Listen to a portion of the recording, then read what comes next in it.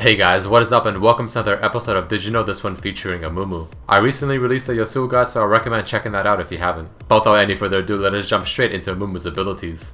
Did you know Amumu's passive will not apply if it is dodged by someone like Jax or blinded by someone like Teemo, but it will go through Pantheon's block or Fiora's parry.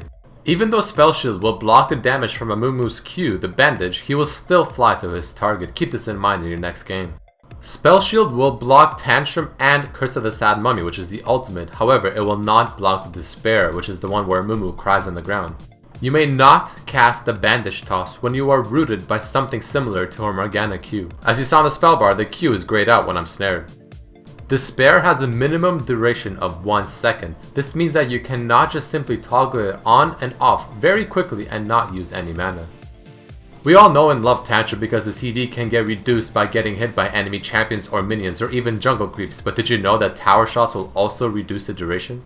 Did you know that CC will not stop Amumu from flying over with his Q as long as he throws it prior to actually being CC'd? The only thing that can stop him is a knockup. One of the good things about the Bandage Toss is that it is able to hit stealth targets, even though it won't reveal them. Remember that the Curse of the Sad Mummy is a snare, not a stun. This means that it will not interrupt things like Nunu ulti, Katarina ulti, Fiddle Drain, Fiddle Channel ulti, or any similar channeling effects. In the Tooltip of Despair, the scaling says that it goes up by 1% per 100 AP, but it will also still increase the damage even if you have only 50 AP. It will just increase it by 0.5% instead of 1. For Tantrum, the physical damage reduction applies after taking into account the armor on Amumu. Alright guys, let us jump into some cool facts and lore about Amumu. Amumu was designed by Ezreal. He is voiced by the same person who voices Annie and Nunu, Christina Uola.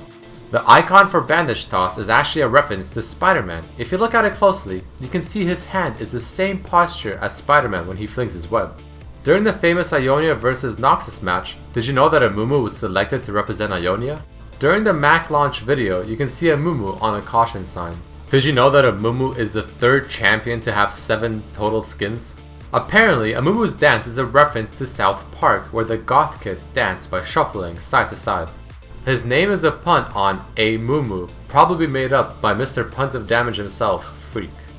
You might wonder how Amumu looks and is the way he is, but apparently nobody knows, not even Amumu himself. He woke up in a pyramid one day within the Shurima desert and had no idea how he got there or why, nor can he remember anything from the past other than that he misses his parents very much, whoever they were. He could not stop being sad no matter how much he tried, and the only thing he learned as he began his venture across Valorant is that he is undead, even though he does not share the evil characteristics with many of the other undead beings. Eventually, he found his way to the Institute of War, which is the home of the League. He told the summoners his story and they invited him to take part in the League judgment, from which he became successful and gave him what he wanted, a home.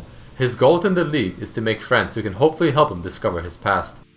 In his classic skin, it seems like Amumu is making images of his parents who look human, since he had no idea how they look like and he just assumes that they are human.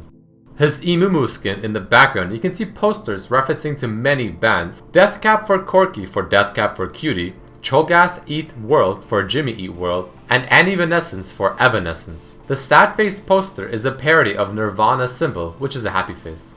In the Chinese equivalent of the skin, you can see a ghost of Tristana and Poppy playing the bass and drums respectively. Vancouver Amumu references to the 2010 Vancouver Winter Olympics. Almost Prom King Amumu shares a skin theme with, of course, Prom Queen Annie. Little Knight Amumu skin references to the Sword in the Stone legend of King Arthur, but instead you can see Amumu breaks his sword instead of pulling it out as told in the legend.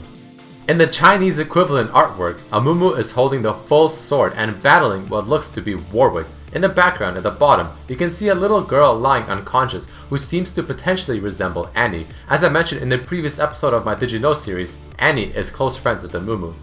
Sad Robot Amumu may reference to Marvin the Paranoid Android from the Hitchhiker's Guide to the Galaxy. Alright guys, that unfortunately does mark the end of this episode of Did You Know featuring Amumu. If you enjoyed this episode, please don't forget to throw in a like down below and also check out the previous episodes of this series. I also want to do a quick shout out to my friend Pokito, who is starting up a LOL YouTube channel as well. The description down below does contain a link to his channel. I recommend checking it out. Also, if you want to have some sweet computer deals, he's the one you want to go to. But as always, I hope you guys enjoyed this episode and I hope to see you next time. Peace.